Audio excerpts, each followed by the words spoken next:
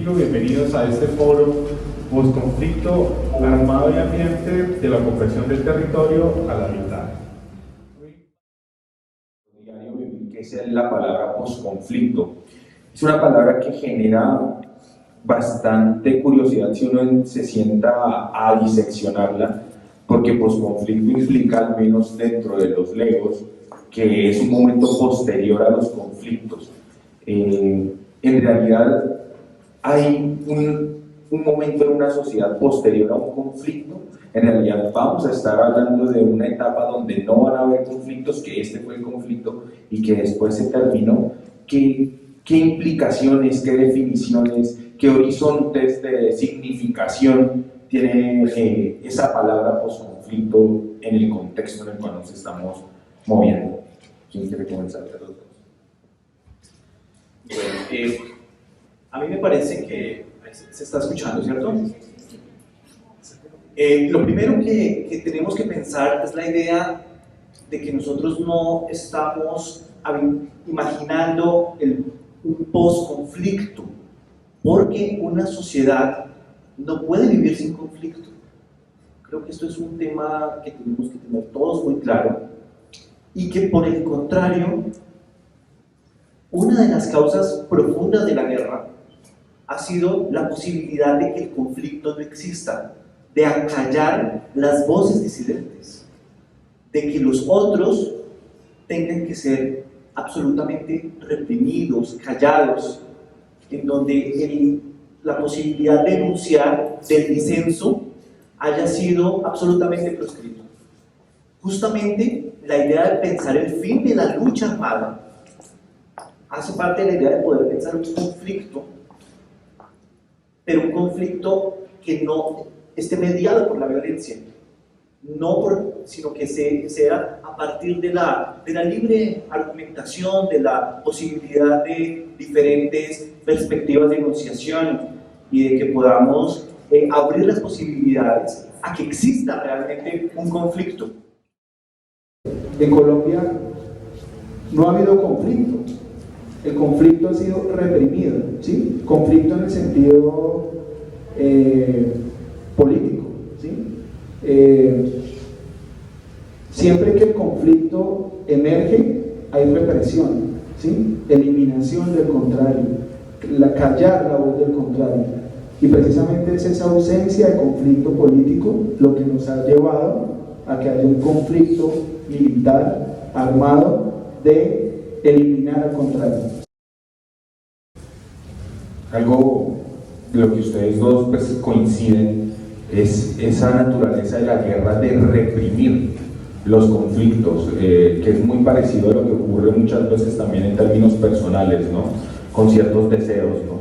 Reprimir determinados deseos y creer que por reprimirlos ya ellos no existen y ya todo está marchando muy bien. Banalizándolo un poco, me recuerda a un capítulo de Los Simpsons donde Homero ve que se le está subiendo la temperatura al carro y el tipo lo que hace es ponerle una estampilla encima al indicador de la temperatura y ya entra en calma. Más o menos esa sería lo que les entiende a ustedes la lógica de la guerra con respecto a los conflictos. Si veo a alguien que me resulta conflictivo, pues simplemente lo elimino.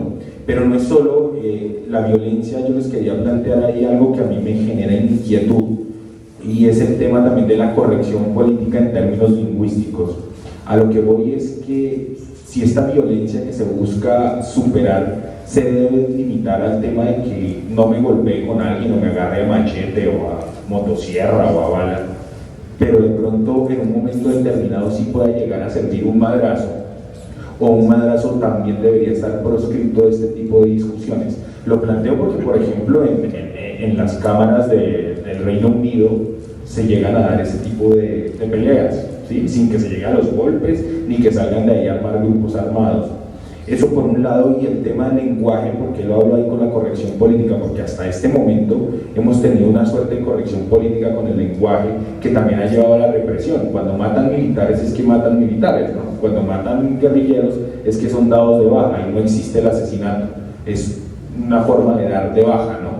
Entonces es sentarnos a ver la violencia que ustedes expresan, deberíamos también abordarla desde esos otros lugares diferentes a lo físico, a lo armado, o deberíamos dar lugar la violencia es por sí misma siempre mala y tenemos que reprimir también toda forma de violencia, o cómo haríamos como sociedad frente a esos puntos?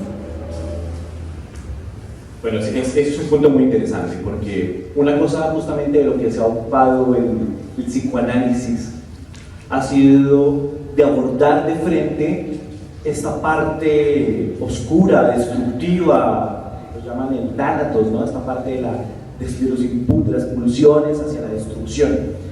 Y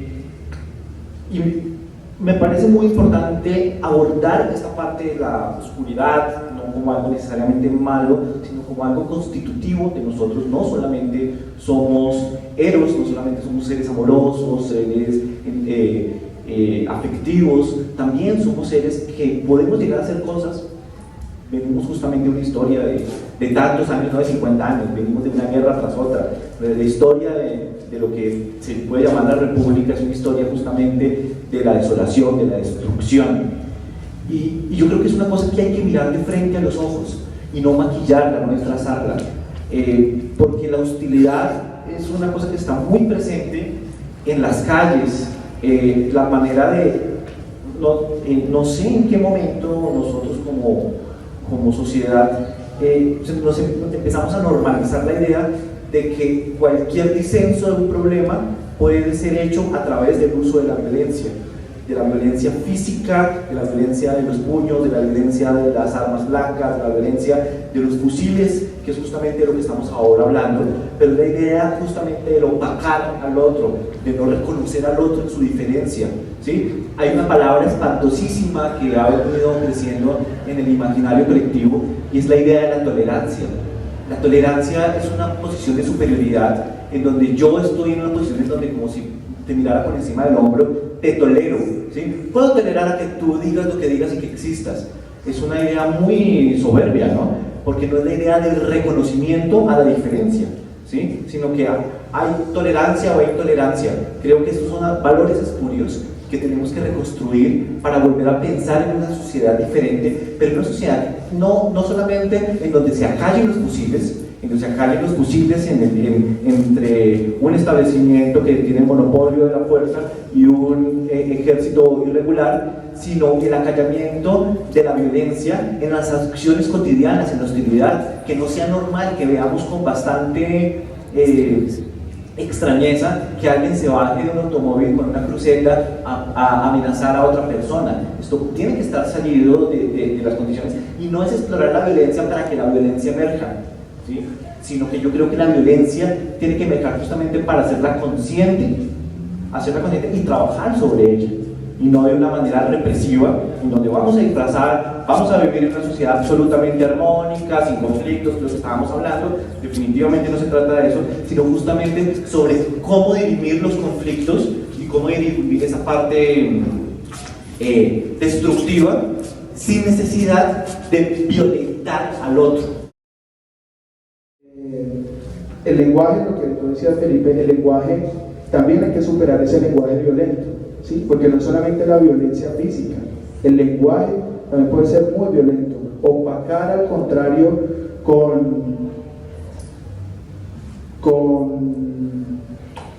por ejemplo, lo que sucedió esta semana con el encuentro que tuvo Álvaro Uribe en Buenaventura, ¿sí?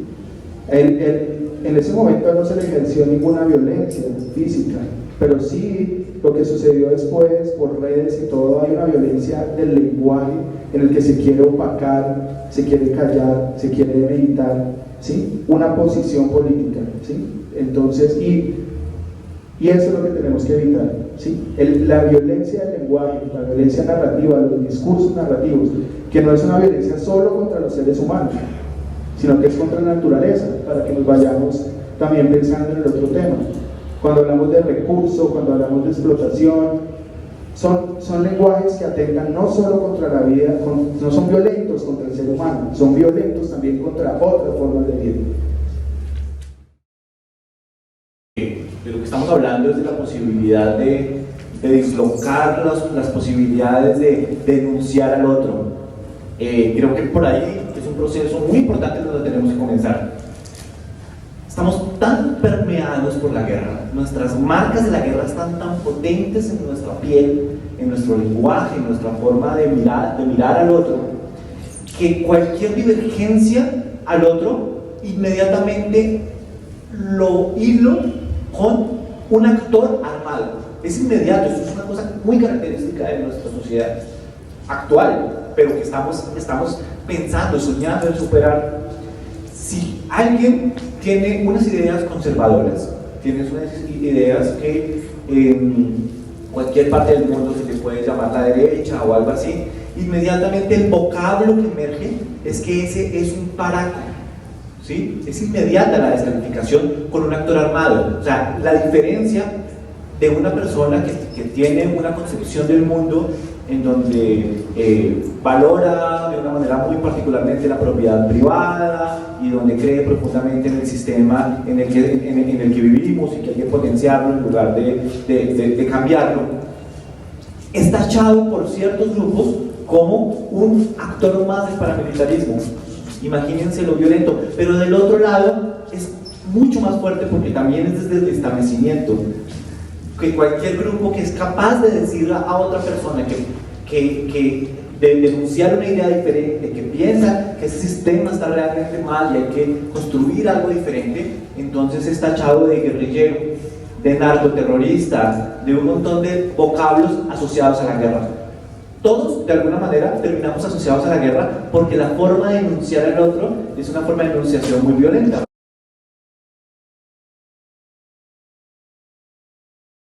Y para ya abrir un aspecto que es muy importante en esto, que es el habitar o el ocupar un territorio determinado. Una de las cosas que nos plantean a futuro es que la gente va a retornar de los lugares de los cuales fue desplazado o desterrado, o para algunos pues salieron simplemente a pasear. Pero el gran tema es ese. ¿Qué va a ocurrir con esas personas cuando lleguen? ¿Van a llegar a ocupar un sitio que antes habitaban? ¿Van a llegar a rehabitarlo, por decirlo de alguna manera? ¿O va a surgir una nueva relación con ese entorno? ¿O ellos también son ese entorno? ¿Cómo se ha dislocado ese entorno de ellos? Omar decía algo que también lo podemos ver de manera muy clara en nuestra vida cotidiana, y es que un costeño se sienta muy diferente a un rolo. Nomás es la manera de sentarse y de caminar. Ellos caminan más erguidos, por lo general abren mucho las piernas cuando hablan. Eso va también de parte de ese territorio del cual habitamos. Es distinta la montaña en eso. En estos días escuchaba algo sobre las papas que decía Atahualpa Yupanqui, donde decía que el pampeano no hablaba mucho y era muy serio con el habla porque no tenía una montaña cerca que recibiera su eco y por lo tanto recibiera una réplica, y por eso eran más proclives al silencio, ¿no? Bueno, y llegaron los italianos a la Pampa y se invirtió la cosa, ahora no tienen casi nada de silencio. Pero esa es la pregunta, el tema de rehabilitar o no rehabilitar o ocupar, o si siempre ocuparon el territorio. ¿Qué diferencias hay entre habitar y ocupar? Que era algo que enunciaban y que también va relacionado con la civilización barbarie. A nosotros nos han enseñado que los bárbaros son los que viven en la selva y todo eso, y que bárbaro es el tipo que mata a un animal o le agarra a patadas o le corta la cabeza a otro, que eso es la barbarie, y que es una construcción también bastante polémica, ¿no? Que podemos después retomarlo cuando continuemos avanzando, porque estos temas van a ir como en espiral, pero por ahora es el tema de habitar, rehabilitar u ocupar. Ricardo. Sí, para irnos metiendo un poco ya en el tema de los acuerdos, para ir un poco al tema más práctico o pragmático. Cuando uno lee los acuerdos, ese tema no está muy claro, ¿no? El tema de habitar o rehabilitar, porque es visto de una manera muy física de volver a habitar el territorio, ¿sí? De crear unas condiciones para que la gente pueda volver al territorio, pero dejan de lado que el territorio no es solamente un espacio físico. En el territorio convergen símbolos, imaginarios, historias, modos de vida, ¿sí? La forma como la gente se relaciona con su entorno. El territorio es mucho más que un espacio físico, es mucho más que darle la seguridad a la gente para que regrese a ese espacio, ¿no? En los acuerdos se mencionan algunos temas que tienden hacia allá, cuando hablan del bienestar, del buen vivir. Yo no creería que va en esa línea, ¿no? En la línea de brindar un hábitat o rehabilitar en esos términos del buen vivir, ¿sí? un hábitat mucho más integral, más complejo. Pienso que la clave para este tema es pensar el territorio de una manera compleja, vista desde la complejidad, analizada desde el punto de vista en el que los seres humanos, que un territorio no puede comprenderse sin esa relación profunda que hay entre el entorno, la naturaleza y el ser humano, ¿no? Que el ser humano que hace parte de la naturaleza, que la vive y que se relaciona de manera constante y permanente. Para rehabilitar el territorio hay que tener en cuenta esos factores. Y si hablamos de esos factores, tenemos que tener en cuenta la violencia que se ha ejercido también contra la naturaleza, ¿sí?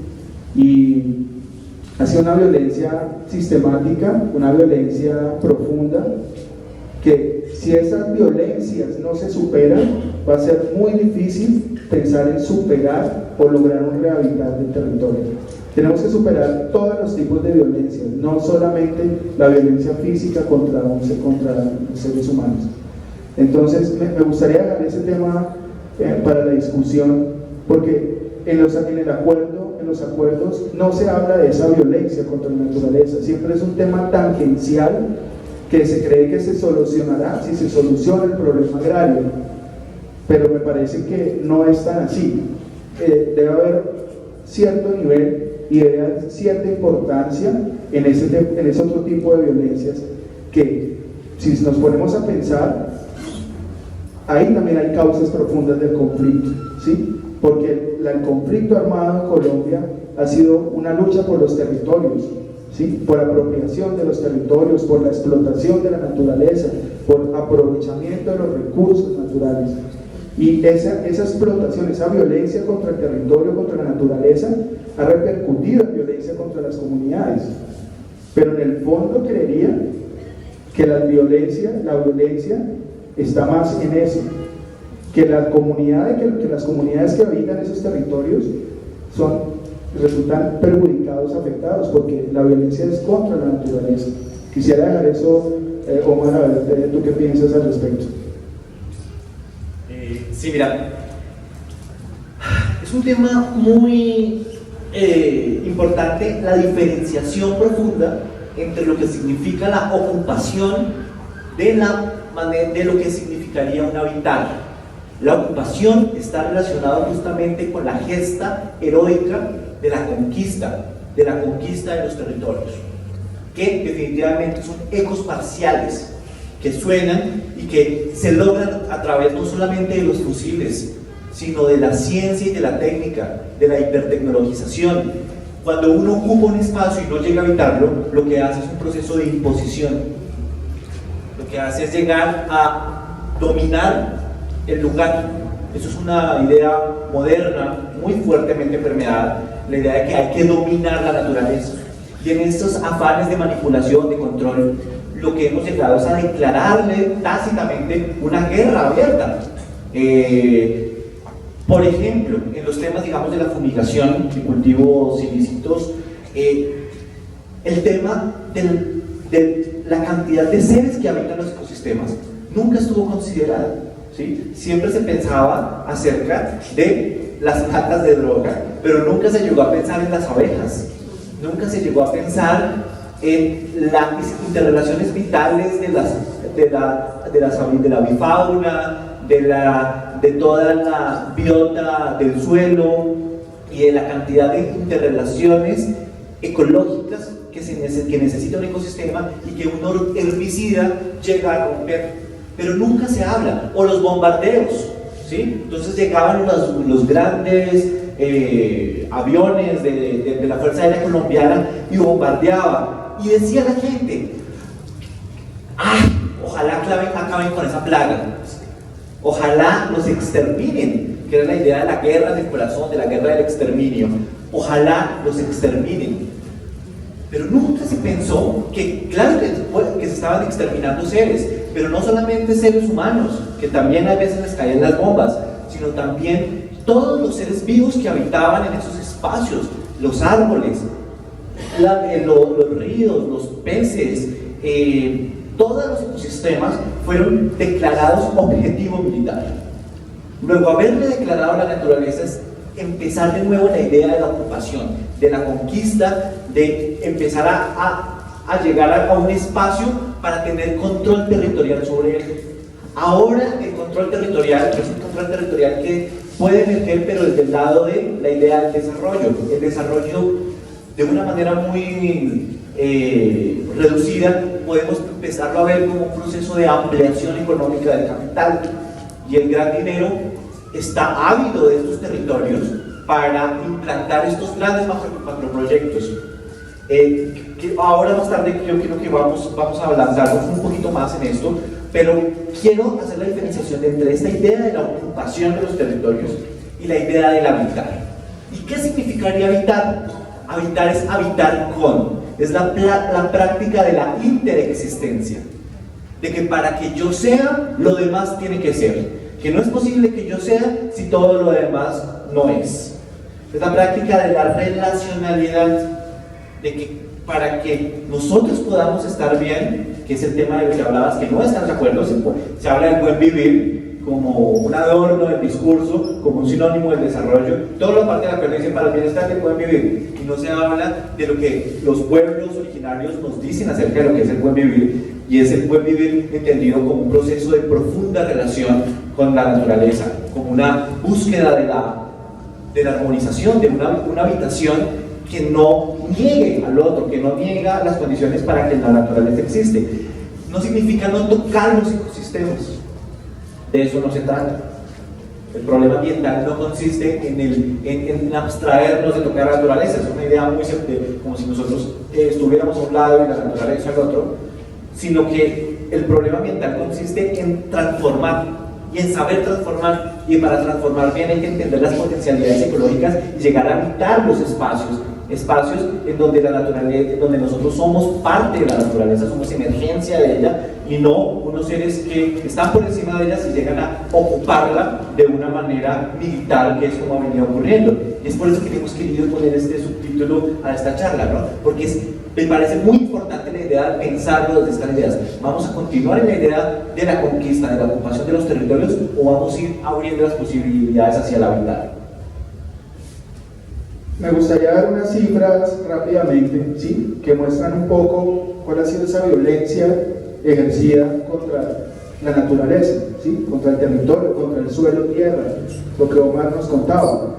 Insisto, la guerra, en el fondo la guerra en Colombia, en los últimos años, al principio sí tuvo unas causas muy políticas de cerrar la participación democrática, de no permitir la discusión, lo que hablamos al principio, pero en los últimos 50, 40 o 30 años el conflicto se ha tornado más en el control de territorio, ¿cierto?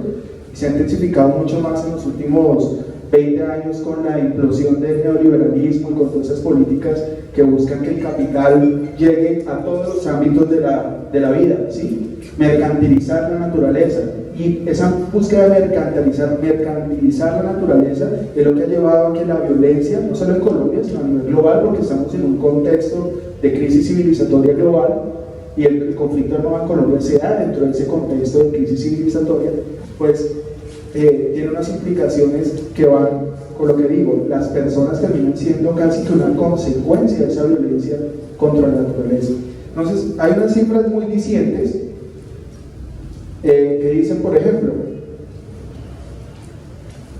el despojo de tierra, 359.000 predios que ocupan 8.350.000 hectáreas han sido despojadas o abandonadas. Son 8,5 millones de hectáreas casi abandonadas, despojadas. ¿Para qué? Esa es la pregunta, ¿no? ¿Por qué esas tierras han sido despojadas? ¿Qué intereses hay en esas tierras? La desigualdad en la propiedad, ¿no? Es otro tema, la concentración. El 41.1% de la tierra está en manos del 0.4% de la población. Son cifras del año pasado. Es un tema que ha aumentado muchísimo y yo en muchos artículos que has escrito lo tocan, ¿no? Y todo el tema de la propiedad, el acaparamiento de tierras de los últimos años por parte del capital internacional. Estamos en un contexto de desigualdad que solamente que el 99% de la población solamente tiene el 49% de la tierra, 99%, y el 0.4% tiene el 41%. Hay algo. ¿El interés qué es? El interés es el territorio, los territorios. Hay otros conflictos, ¿no? Conflicto por los usos del suelo. 22 millones de hectáreas con vocación productiva, pero solamente 7 millones para la agricultura. En cambio, para la ganadería, 39 millones, o sea, la supera. Hay un conflicto.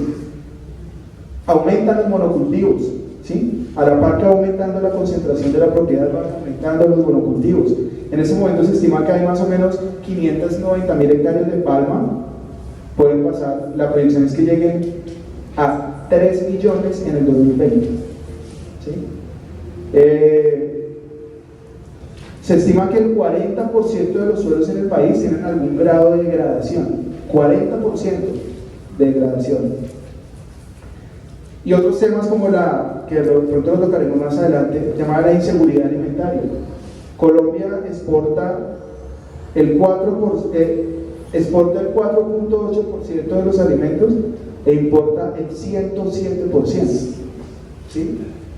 O sea, son datos que nos dicen las causas y la guerra en Colombia es muy profunda, ¿sí? Y tenemos que empezar a solucionar estos conflictos, ¿sí? Antes de pensar en resolver otras cosas, ¿sí? Entonces, el sí del plebiscito tiene que ir amarrado a esto. Y la última cifra que les quiero dar para no cortar más el debate es el asesinato de ambientalistas.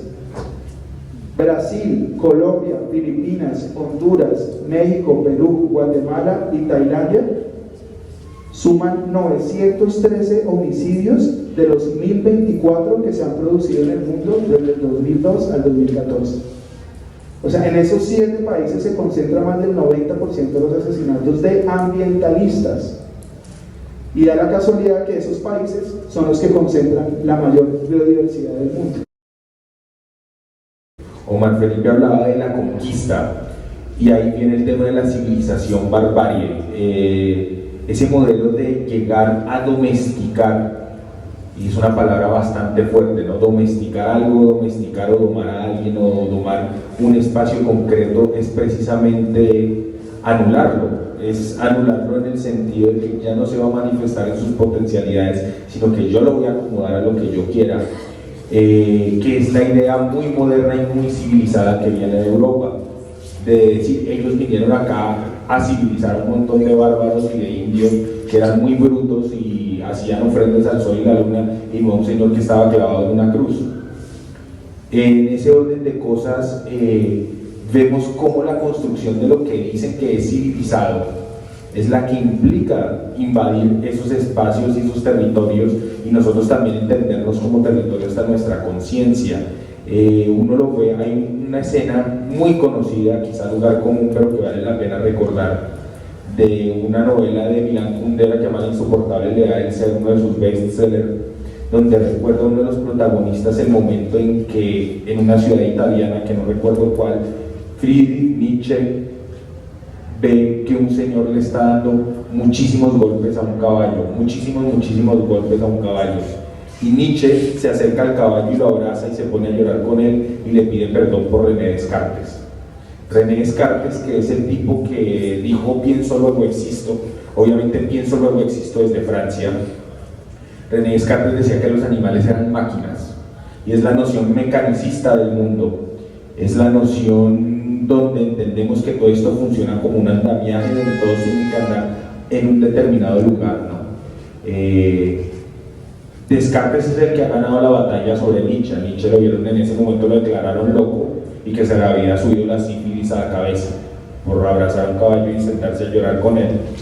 En ese orden de cosas, el toreo no sería algo bárbaro, sino algo muy civilizado, porque responde a la racionalidad moderna, porque entiende que el animal nació para que yo lo toree, ¿sí? Él quería hacer eso, y la naturaleza misma, como para ir a lo que les quería preguntar, también se entendería, ella está ahí para que yo la explote. No tumbemos todos los arbolitos porque nuestros nietos también necesitan tumbar árboles, ¿no? Que es la idea del desarrollo sostenible, yo analizándola en mi lenguaje muy banal, poco académico. Ustedes mencionaban algo ambos que quiero que de pronto nos lo comenten y que va amarrado a este derrape, que es el tema de crisis civilizatoria. ¿Qué es la crisis civilizatoria? ¿A qué se refieren con eso? ¿Y cómo va relacionado con este habitar, rehabitar u ocupar? ¿Y cómo va relacionado con lo que nos espera o lo que vamos a afrontar? Bueno, está absolutamente relacionado con esta idea que estamos hablando de la civilización barbarie. Vamos a hablarlo en todas estas dicotomías: adelanto, atraso, desarrollo, subdesarrollo, progreso, ¿cómo se llamaría el otro? Tercer mundo, atraso.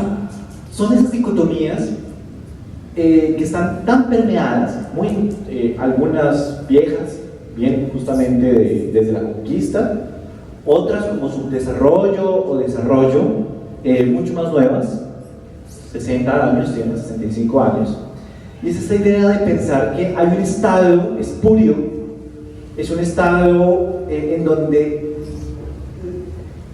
lo rural es el pasado de la ciudad, lo civilizado, y esto es una idea que un poco desde los griegos, el lugar de la civilización, de la polis griega, se ejerce en el espacio de la ciudad. Nunca se pensó la idea de una civilización entendida como un espacio totalmente rural. ¿Sí? Siempre se piensa como una idea de adelanto hacia la urbanización, pero vamos hacia la idea de la urbanización. ¿Qué significa la urbanización? La urbanización significa un poco la artificialización de la vida, ¿sí? La construcción de vivir en espacios hipertecnologizados y de estar en unos lugares donde están ordenados de acuerdo a ciertos satisfactores moldeados por la ciencia y por la técnica. Cualquier proceso de progreso que la sociedad se imagine como utopía, se imagina una sociedad cada vez más desarrollada en términos científico-técnicos y con un proceso incesante de acumulación de capital, lo cual significa un crecimiento sin límites.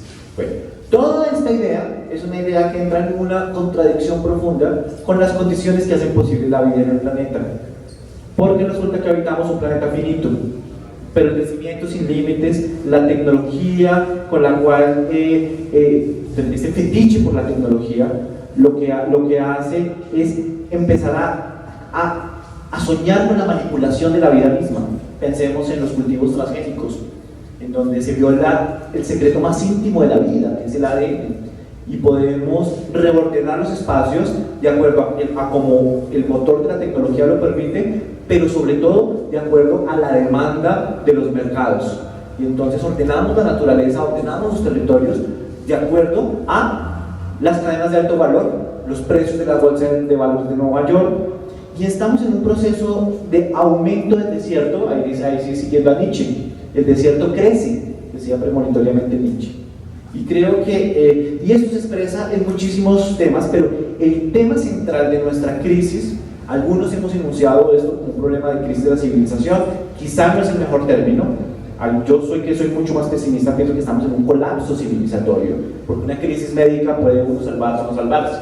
Un paciente médico entra en crisis, el paciente, entonces el paciente pues se puede salvar, pero también puede entrar en un punto de inflexión. Yo creo que nuestra sociedad, de nuestra modernidad capitalista, está en un proceso de absoluto colapso.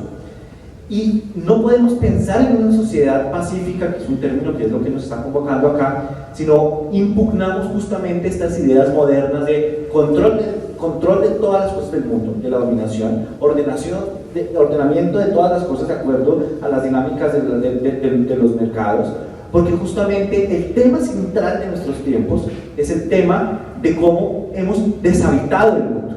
¿sí? El olvido de la tierra.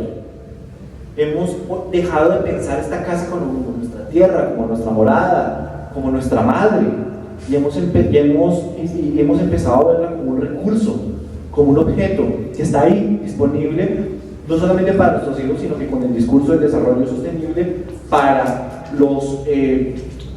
las generaciones futuras, en un discurso profundamente antropocéntrico, ¿sí? Todo lo que está a nuestras disposiciones sirve de acuerdo al principio de su utilidad y de acuerdo a la valorización en términos de términos económicos, y cualquier trabajo que se haga sobre la idea de la conservación está permeada por esta idea de conservación neoliberal, pagos de servicios ambientales, ponerle precio al carbono. Hemos llegado a una mercantilización de la tierra que justamente está en el corazón de lo que nosotros llamamos la crisis civilizatoria y que de ninguna manera está abordada en los acuerdos. Por supuesto, no tienen por qué estar, es que los acuerdos no tienen por qué estar todo, ¿sí? Está bien que sea una desmovilización técnica en donde vamos a poder empezar a hacer otro tipo de cosas, pero justamente porque nosotros no podemos permitir que lo que ocurre en nuestros territorios se discuta entre el establecimiento y un grupo insurgente. De ninguna manera, ¿no? Esto es un tema profundo que nos cala a todos y que tenemos que construirlo y tenemos que impugnarlo, pero lo tiene que impugnar el pueblo, no tiene que impugnarlo un grupo insurgente y tampoco el establecimiento. Y ahí quiero dejarlo porque yo creo que esto nos va a dar pie para más cosas. Vemos que las causas de la violencia y los efectos de la violencia se han incrementado en los últimos 60 años. Y eso coincide con el periodo de la Revolución Verde, ¿sí? Y ese periodo post Segunda Guerra Mundial, en el que la necesidad del capital de llegar y mercantilizar todos los espacios de la vida, todos los territorios, después de un periodo de guerra, de crisis generalizada, aparece el discurso del desarrollo, ¿no? Después de la posguerra, y con ese discurso aparece la Revolución Verde. Y es coincidencia ver cómo los grupos armados, la insurgencia armada en Colombia, nace justo 5 o 6 años o 10 años después de la irrupción, de la emergencia de ese discurso del desarrollo y de la aplicación de todas estas políticas de la Revolución Verde en Colombia y en el continente, ¿no? Y en el mundo en general. Pero América Latina fue el primer espacio, laboratorio donde esas políticas, digamos, se implementaron con fuerza. A partir de la implementación de la Revolución Verde y de todos estos discursos del desarrollo es cuando la violencia se intensifica, ¿sí? Y toma otros aires. Es cuando las grandes guerras, ¿sí? Del territorio, y esto se intensifica a partir del discurso del desarrollo y de la implementación del discurso del desarrollo. Y yo siento que de los años 70 para acá eso hizo que el conflicto cambiara, ¿sí? Cambiara y empezaran a aparecer otras motivaciones, otros carbones que le empezaban a echar leñas al fuego. Hoy en día, en el contexto de crisis civilizatoria, hago una cuña a los que les interese este tema. Omar escribió un libro muy interesante sobre eso, se llama Utopías en la era de la supervivencia, reflexiones del buen Utopías en la era de la supervivencia, interpretaciones del buen vivir, y hace todo un análisis de toda esta crisis, y no podemos zafarnos de esa crisis global para poder entender lo que está pasando en Colombia y los retos que se vienen con el posconflicto armado. Si no tenemos en cuenta ese acuerdo, ese contexto, va a ser muy difícil pensar en la construcción de la paz en el país, porque la guerra, la violencia está en eso, ¿sí? En el ocupar y no en el habitar. Si no pensamos en eso, va a ser muy complicado superar la violencia o empezar el camino para superar la violencia. De nada nos sirve que sí, todos estemos de acuerdo, ay, la paz, pero si no somos conscientes de esos temas de fondo, va a ser muy difícil poder pensar en eso. Bien, ya ustedes mencionaban el tema de ocupar y cómo estamos metidos en esa dinámica en un sistema neoliberal capitalista como en el cual estamos inmersos en una sociedad como la nuestra, en la sociedad que denominan global, que no son todas las sociedades del planeta Tierra, ni mucho menos, porque en ese sentido la metáfora de primer, segundo y tercer mundo sí funcionaría, ¿no? Hay muchos mundos y a nosotros nos metieron en uno determinado que opera mediante la ocupación y estamos ocupando el planeta Tierra, ¿no? Que podría llevarnos a pensar como en una novela de ciencia ficción de una especie que llegue a ocupar otros planetas, ¿no? Y los deseca y chao, y nos vamos para otro lado y seguimos en la misma, que es muy parecido a la empresa conquistadora de 1492, y todas esas empresas conquistadoras se parecen mucho a esos temas de ocupar otros lugares, y que lo representa muy bien toda esa estética norteamericana de Star Wars, ¿no? Que es el pináculo del neoliberalismo como ocupación de territorio. ¿Qué riesgos hay en ese escenario, llamémoslo así, de posconflicto o de exacerbación de conflictos que no se van a afrontar agarrándonos a machete o a motosierra? ¿Qué riesgos hay con respecto a este tema del territorio? ¿Cuál es la dinámica que puede llegar a existir? La de ocupación, reterritorialización, que también sería interesante que nos contaran un poco de ese concepto y si entraría aquí, o una rehabilitación. Bueno, el sí, lo primero que tenemos que entender es que el sí del establecimiento es un sí desarrollista. No en vano, esto se está buscando desde hace muchísimos años, por todos los medios posibles.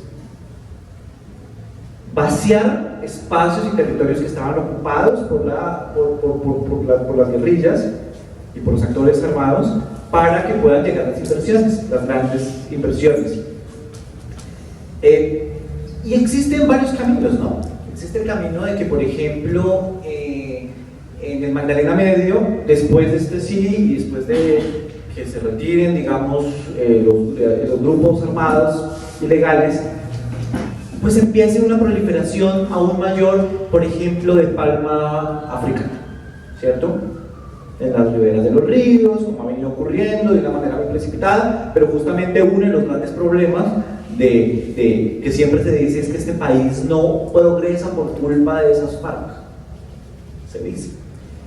¿Qué significa que este país no progrese? Es un poco lo que veníamos hablando, ¿no? Esta idea desarrollista de que lo que necesitamos es una ampliación de los negocios, una ampliación de las grandes inversiones en espacios que antes estaban ocupados y que no era posible, o sea, o gasoductos, o secuestraban empresarios, o todo esto que definitivamente no queremos que ocurra, pero es el tema del sí, el sí es el sí del establecimiento, es el sí que podemos leer en la revista Semana, es el sí que podemos leer en todos los medios de comunicación. Definitivamente Juan Manuel Santos, pues es el único que hubiera podido hacer esto, porque es el único que estaba del principio desde el establecimiento. ¿Qué significa habitar o rehabilitar? Y entonces acabamos a un punto, de ninguna manera estoy diciendo que estoy poniendo un poquito de complejidad al escenario en el que estamos, porque siento que estamos en un momento profundamente importante. Yo les he comentado en otras ocasiones que yo me siento como en un 31 de diciembre, ¿sí? El 1 de enero va a ser un día como igual, ¿no? O sea, es otro día, 24 horas, se amanece en una hora, y pues es muy parecido al 31. Pero simbólicamente es muy diferente. Comienzan nuevos proyectos de vida. Uno dice, es que este año sí voy a adelgazar, es que este año sí voy a cumplir los proyectos que yo tenía, porque es que el año pasado estuvo muy malo. Y este nuevo año, entonces, botamos los voladores, hacemos la fiesta, bailamos con la tía y hacemos el gran parrandón, y al otro día pues comienza un día diferente, pero simbólicamente ha cambiado algo. Y creo que esto es el momento que hay que aprovechar, porque es el momento en el que es posible soñar, es posible empezar una territorialización del lugar. ¿Qué significa la territorialización? Apropiarnos socialmente de los espacios que habitamos, ¿sí? Empezar a soñar. Es que para los pueblos no era posible, para las comunidades campesinas, indígenas, durante mucho tiempo afrodescendientes, fue absolutamente imposible tomar decisiones y tener control sobre lo que ocurría en los territorios, porque todo el control estaba permeado por todos los actores armados, paramilitares, guerrilla, ejército, delincuencia organizada. Y eso es un proceso, lo que ocurrió durante mucho tiempo fue un proceso de desterritorialización tan profunda, que es estos cuerpos humanos extraernos del espacio que habitan, que llegamos a tener, ¿cuánto millones? 8 millones y medio de hectáreas. 8 millones y medio de hectáreas, casi 4 millones de desplazados, casi 7 millones. Sí, fuimos el segundo país con mayor número de desplazados después de Sudán. Después de Siria, Le ganamos a Siria. Bueno, esos rankings no me los sé porque me parece terrible. O sea, somos los rankings de la guerra absoluta, de la desolación. Pero volviendo a la idea de que es una oportunidad, porque es un 1 de enero en el que tenemos dos posibilidades. Una, dejar el sí a este sí desarrollista y que se nos llene la Tillanura y la Orinoquía de macroproyectos tipo Cerrado Brasilero, que se llene todo el Magdalena Medio de palma africana y que se hagan los grandes proyectos. El Cerrado Brasilero es un ecosistema uno de los más biodiversos, la sabana más biodiversa del mundo, que fue arrasada para establecer soya transgénica en el estado de Mato Grosso, en Brasil. Es un proyecto desarrollista que acabó con una inmensa cantidad de una ocupación del monocultivo transgénico de la soya, y ese mismo modelo, para volverse la despensa una de las despensas del mundo, Brasil, y justamente para el crecimiento económico. Y ese es uno de los sueños de los grandes macroproyectos que tienen ahora los grandes inversores: volver la altillanura colombiana otra despensa de una manera muy similar, y para eso necesitaba el fin de la guerra.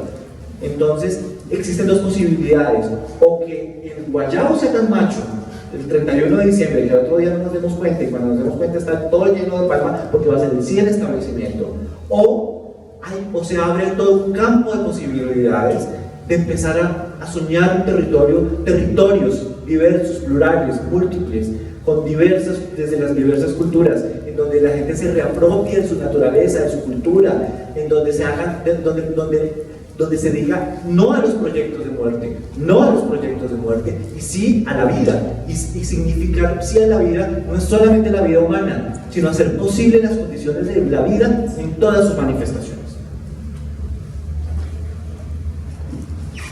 Sí, pues no en vano, esta vez el sector empresarial en general están apoyando decididamente el proceso, ¿no? No está mal, pero obviamente hay unos intereses muy claros del capital de llegar a territorios a los que nunca han podido llegar, ¿sí? El capital está atravesando una crisis que no se ha podido recuperar desde el 2008, una crisis global económica, y el capital está desesperado buscando sitios donde pueda desahogarse de esa crisis, ¿sí? Y Colombia es uno de esos países donde hay muchas oportunidades de negocio, agronegocios, grandes proyectos de infraestructura. En Cajamarca tenemos la tercera reserva de mina de oro más grande del mundo. Hay proyectos de hacer grandes carreteras como la del Darién, que va a conectar Panamá con Colombia, la navegabilidad del río Magdalena. En el Caquetá hay reservas comprobadas de petróleo, en el Chocó, ¿sí? Hace poco el director de la ANH, la Agencia Nacional de Hidrocarburos, manifestó que ellos estaban muy contentos con el acuerdo, que eso le abría todas las perspectivas a la explotación de hidrocarburos en muchas partes a donde ellos no habían podido llegar. Como decía Omar, hay que complejizar el tema. ¿Cuáles son los riesgos? Riesgos que se implemente una paz del desarrollo, una paz desarrollista, una paz del discurso del desarrollo, una paz de la revolución verde, ¿sí? De la implementación de monocultivos, de la ocupación del territorio con megaproyectos mineros, ¿sí? De que nos sigamos viendo como los subdesarrollados que debemos desarrollarnos, que tenemos que aspirar a ser el primer mundo. La paz que viene, ¿cuál es? La paz de ahora sí vamos a poder parecernos al primer mundo. ¿Cuál va a ser la paz que viene? Ese es uno de los grandes riesgos que vienen, porque si eso no se supera, la violencia continuará, y tarde que temprano hay un riesgo de que otra vez emerja como violencia armada, ¿sí? Y ese es uno de los riesgos. El otro riesgo, pues, son los que ya hablamos mucho de ese tema de la seguridad frente a todas las personas que se van a movilizar. Hace poco que se van a reinsertar a la vida civil. Hace poco asesinaron a la señora dueña donde va a quedar uno de los campamentos de la FARC, ¿sí? Una líder social fue asesinada. No hemos empezado ya, pues los riesgos también son eso, ¿no? El exterminio, el otro, porque todavía vamos a firmar el plebiscito probablemente gane, pero es que el tema no es que gane el plebiscito, el tema es lo que se viene después, y esas luchas que se vienen después. ¿Va a ser la paz desarrollista o la paz de los territorios, de las comunidades que quieren habitar o rehabilitar sus territorios? Ese es un riesgo muy grande, muy grande.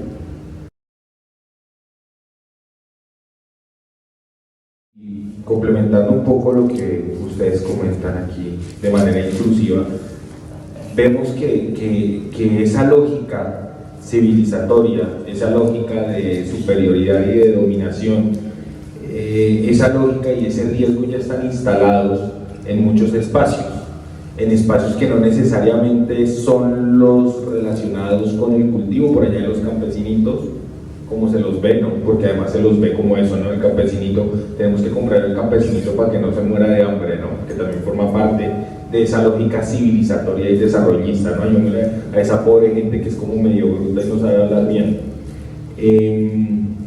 También lo vemos en otros lugares donde se empiezan a plantear verdades absolutas, ¿no? En lugares donde hay que ser echado para adelante, que está muy relacionado con el progreso. Recuerdo un texto que se lo recomiendo a todo el mundo de un gran escritor colombiano, Luis Tejada, murió a 27 años en la década del 20 del siglo pasado, y el tipo tiene un texto que es el elogio de la pereza, que es muy bello hablar de eso, del ocio, ¿no? Algo que se terminó simplemente para llegar a esas lógicas gerenciales, el de que duré 8 horas en el trabajo sentado, así fuera no haciendo mucho, pero es que llegué mamado a la casa, y el orgullo de llegar mamado a la casa. Ese tipo de lógicas son las que entran a revisar, ¿no? Y esas morales del trabajo que a veces vemos muy instaladas hasta en cosas tan sencillas como una telenovela, ¿no? Los espacios de socialización en Colombia de las telenovelas son el trabajo, y el caso de Betty la Fea es clarísimo, ¿no? Es una vieja que es muy fea, pero si se dedica a trabajar como una mula se puede operar y hacerse bonita y estar con el jefe. Eso es básicamente la enseñanza de Betty la Fea, y algo que se ha instalado mucho y que tendemos a banalizarlo, pero lo tenemos muy instalado todos. Después de esta digresión y después de todos los riesgos que ustedes mencionan,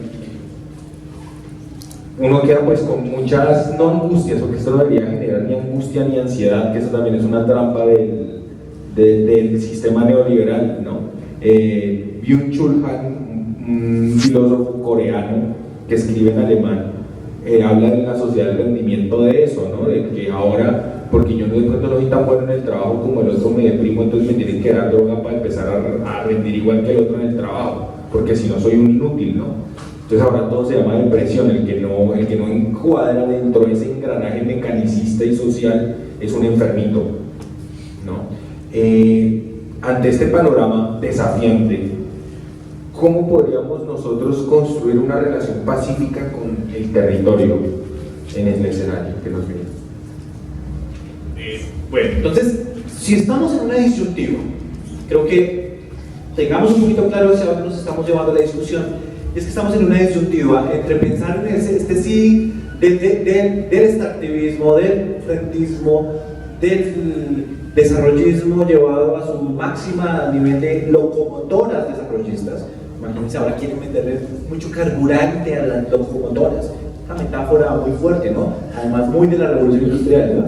¿Sí? La idea de que vamos a hiperindustrializar este mundo. Y donde los empresarios por fin van a decir, ahora sí vamos a poder hacer grandes inversiones en territorios que vaciamos de la insurgencia y que ahora vamos a vaciar de especies, de árboles, vamos a vaciar o hacer monocultivos de árboles, también siempre es la otra posibilidad, pero siempre hacer proyectos. Ricardo nos contaba ahorita los proyectos que hay, son inmensos. O sea, la carretera del Darién, por ejemplo, es un proyecto que está trazado desde hace quién sabe cuánto tiempo y que en el momento en que desaparezcan los grupos armados en el Urabá chocuano, es un proyecto que va a empezar a volverse viable, ¿sí? Proyectos de oleoductos que pasen de Venezuela para Pacífico para exportar a China. Ahorita está trabado porque es muy bajo el precio del petróleo. Proyectos de la absoluta megaminería del oro. ¿Cuánto oro ahorita, por ejemplo, hay en Cajamarca? Proyectos de gran biocomercio de la selva. Existen tantas posibilidades que quiero que se abren un espacio para los negocios, para los business, para la posibilidad de volver esto una gran empresa, que es el sueño que desde Pastrana, ¿no? Venimos en la empresa Colombia, decía, ¿no? Que se piensa como si esto fuera los departamentos fueron departamentos gerenciales y podemos administrar con soltura la hipertrofia de un crecimiento económico sin límites que puede terminar generando unos conflictos socioambientales, una devastación y un aumento del desierto tan espantoso que sería no una paz, sino sería una violencia más fuerte, una violencia contra el territorio y nos vamos a acordar del 31 de diciembre también igual como cuando llegamos al 1 de junio y nos damos cuenta que el año que pasó fue peor que el anterior y que todos esos sueños que teníamos no fueron. Y ese es un riesgo grande que vamos a volver a tener. La idea de que los sueños, hoy estamos en el 31 de diciembre, recuérdenlo, pero dentro de poquito vamos a estar en un febrero o en un marzo y vamos a estar mirando hacia las oportunidades que se nos fueron. Porque también hay todas las posibilidades de construir una relación pacífica con el territorio. ¿Y qué significa construir una relación pacífica con el territorio? Apoyar los proyectos de vida. ¿Y qué significa apoyar los proyectos de vida? Bueno, proyectos agroecológicos, agroforestales, establecimiento de procesos en economías solidarias, de reciprocidad, en encuentros de comida cercana, en espacios en donde exista una autonomía energética. Tantas posibilidades de ir transitando hacia algo diferente, en que en los acuerdos está enunciado de una manera absolutamente tímida en un pedacitico, pero no importa que no esté ahí, lo importante es la capacidad de los movimientos sociales de apropiarse y de volver a pensar en la construcción de un territorio diferente, de un territorio que no sea que estamos hablando de la gran extensión del gran dinero, sino de espacios en donde podamos vivir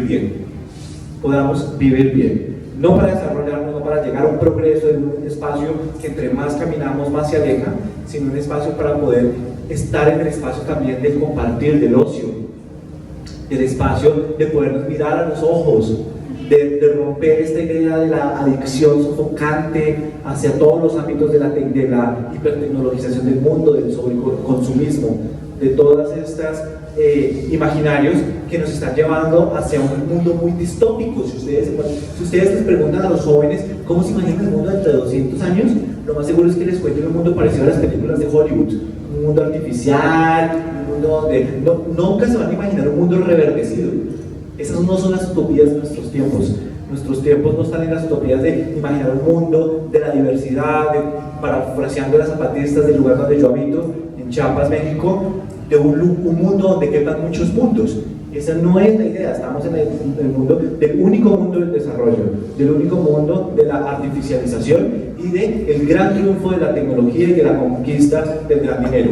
A eso es a lo que nos enfrentamos y tenemos esas dos vías, o un proceso en donde la institucionalidad va por fin a agarrar el proceso para generar nuevas violencias, o un proceso en el que de verdad vamos a hacer el ejercicio de adelgazar este año, y lo que vamos a hacer este año es cumplir los sueños de de imaginar el territorio como lo hemos querido, que es el espacio que se abre hacia la imaginación. Esto es muy poderoso en este tiempo en el que estamos en este momento en Colombia, que es un tiempo que se lo vamos a poder contar a nuestros hijos, si todavía están muy chiquitos.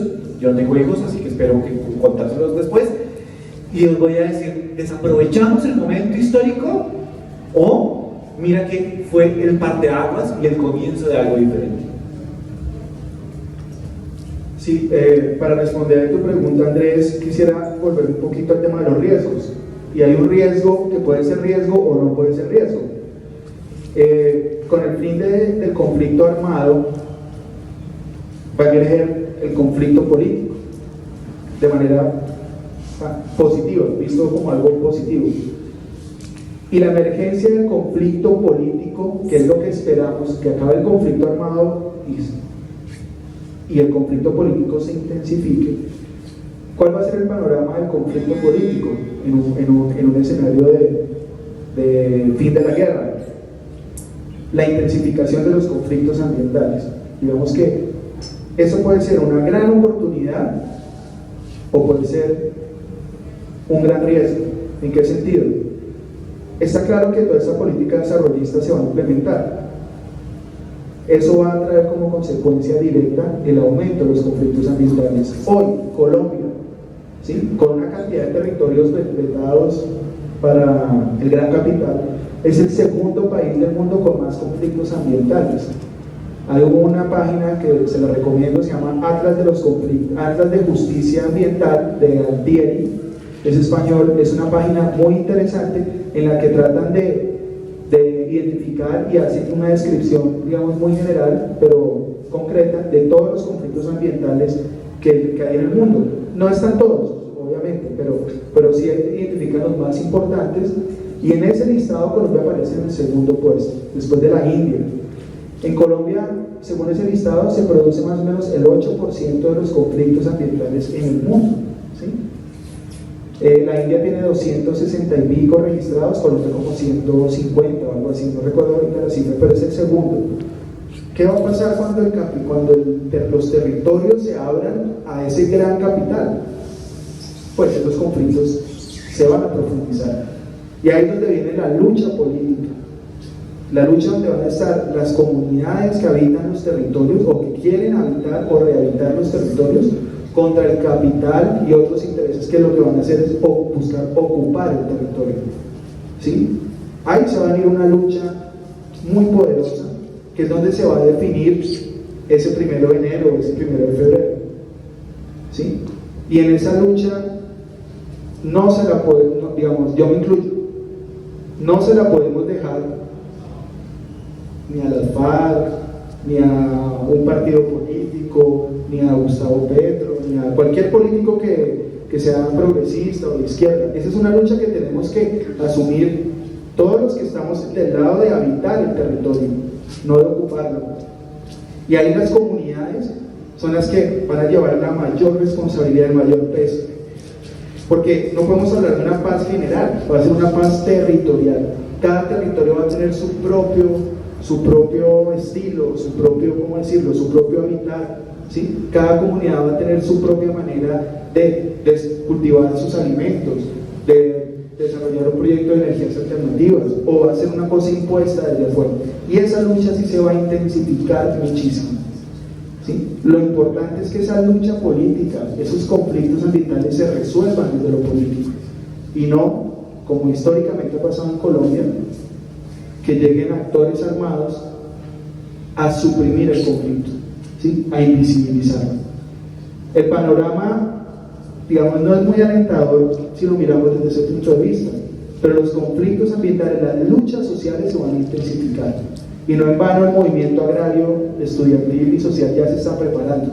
Ellos llevan un proceso de 5 años preparándose para esto, porque saben que si antes los actores armados se habían apropiado de la lucha, ahora les toca a ellos, o a nosotros, o desde donde estemos. La lucha ya no puede ser un actor, tiene que apropiarse de las comunidades para que esos acuerdos no se vayan desde el punto de vista desarrollista. Sin embargo, y con esto ya termino esta intervención, no quiere decir que hablo por mí, votar por el no. El sí es el primer Es el primer paso desde mi punto de vista, que no está todo, ¿sí? No está todo en el acuerdo, van a haber grandes retos, pero es el primer paso, ¿sí? Para empezar a construir y desarrollar, impulsar, emerger esa lucha política, que se va a desatar una lucha por la naturaleza. Vamos a permitir un ecocidio, o las comunidades se van a preparar para luchar y enfrentar esas fuerzas poderosísimas del capital internacional que van a llegar a los territorios a querer ocupar lo que antes no habían podido ocupar.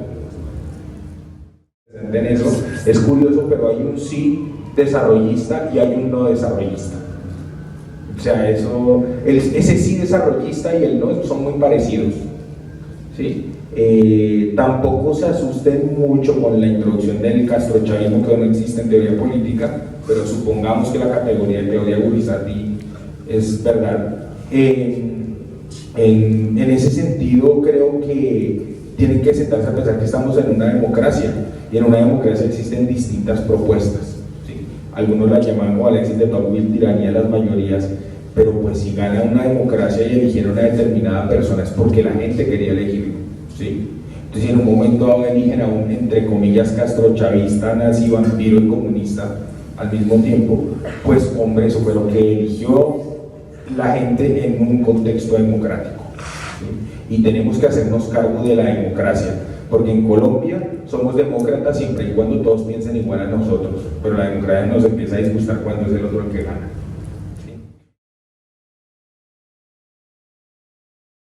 O sea, ser empáticos con la mamá está fácil. Ser empáticos con un victimario que asesinó a mi familia es una cosa muy difícil, pero justamente en esto se trata el proceso de la reconciliación. Es decir, no puedo entender lo que tú hiciste en términos racionales, pero de alguna forma puedo comprender hoy tu mirada. Hoy puedo entender tu mirada y puedo entender tu perdón y tu brillo en los ojos cuando tú me dices hoy, perdóname, y yo te miro a los ojos y entiendo que es el momento de darnos la mano. Está muy difícil. ¿Cómo se le va a pedir eso a las personas? Pero es que si no hay esto, no hay un proceso diferente. ¿Sí? No va a haber nada. Y esto es realmente el proceso profundo de la paz. No se trata de cárceles y cosas estas. Las cárceles está absolutamente probado que no es un proceso para reconciliar a los seres humanos. ¿Sí? Que se pudre en la cárcel ese desgraciado. Pues no, eso no nos lleva a ningún proceso de paz.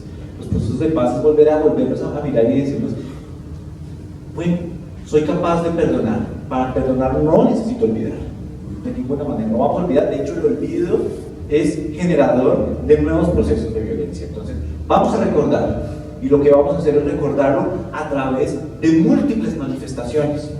Y entonces ahí es cuando pueden emerger cosas muy interesantes como el arte.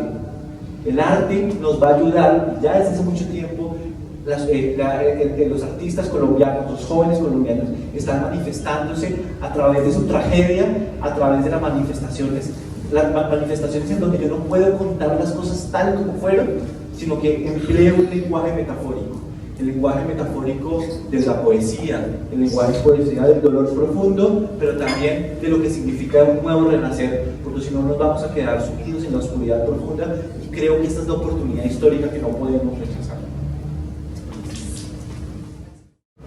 Ese es el escenario del posconflicto armado, ¿sí? Y se construye con la confianza, ¿sí? Pero no nos podemos tampoco quedar en la confianza. Tenemos que tener una acción política fuerte, ¿sí? De todos los que están comprometidos con esto. Como dice David Harvey en su libro 17 contradicciones del capitalismo, en Colombia lo que va a pasar es eso, se va a intensificar una de las contradicciones de la contradicción capital-naturaleza. ¿En qué sentido? Que el capital cada vez va a ampliar más su rango de acción, su rango de ocupación. Eso automáticamente va a despertar la resistencia de los movimientos sociales, movimientos campesinos. Y eso termina rebotando al capital en una resistencia mayor al capital y a su propio desarrollo. Entonces, yo lo que veo en el escenario post-conflicto, más allá de hacernos estas preguntas que son válidas, ¿cierto? De la confianza, tratemos de ver un poco más allá. ¿Cuáles son los retos del post-conflicto armado? ¿Cuáles son los retos? ¿Sí? Pues ya para despedirme, pues yo quiero agradecerles profundamente y agradecernos por habernos regalado este espacio, por habernos regalado la posibilidad de escucharnos entre todos y de soñar y de reflexionar. Esto era impensable realmente hace algunos años, y la posibilidad de estar pensando y de estar sentando en un territorio acerca de que estamos a puntos del 31 de diciembre de la guerra y que va a comenzar algo nuevo, es algo poderoso. Vamos a celebrar, porque vamos a celebrar, pero vamos a estar muy alertas porque lo que se viene puede ser muy fuerte.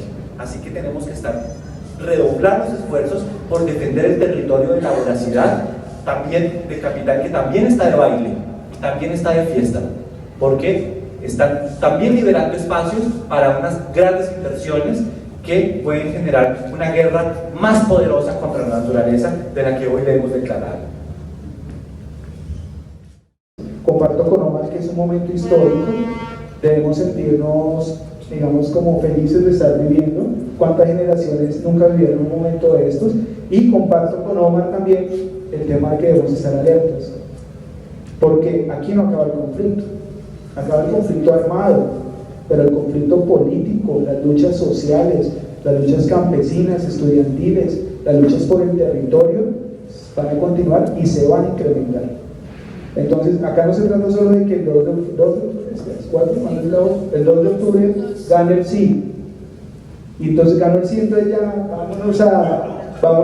no, yo creo que va a ganar el sí. Pero que ganó el sí, entonces todos vamos a sentarnos en una silla, a rascarnos la barriga y a tomar cerveza y cócteles. Ya ganó el sí, ya estamos en la paz. No, la lucha empieza a partir del 13. La lucha social por defender el territorio y defender la naturaleza de muchos intereses que hay alrededor de esto.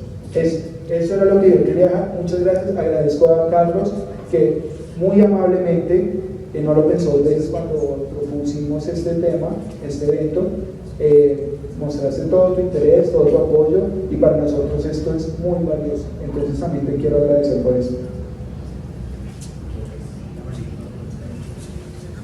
Bueno, yo también quiero agradecerles a Carlos el haber abierto el espacio, a ti, Juliana Rico, también porque ella fue la que nos ayudó con todo el tema de la web conference, a ustedes por tener la disposición de escuchar, que es el primer paso. Para mí este evento es especial porque estoy con dos de mis mejores amigos, nos conocemos hace muchos años y por lo mismo pues es un buen momento porque nunca habíamos podido hacer un evento así, ni siquiera en la ciudad donde habíamos nacido. Entonces tiene también ese cariz que lo hace diferente a cualquier otra cosa que se organice en cualquier otro lugar. Entonces quiero agradecerles a todos y bueno, ojalá esto sea un espacio para que sigamos dialogando de muchas cosas. Y ahora los dejo con Carlos.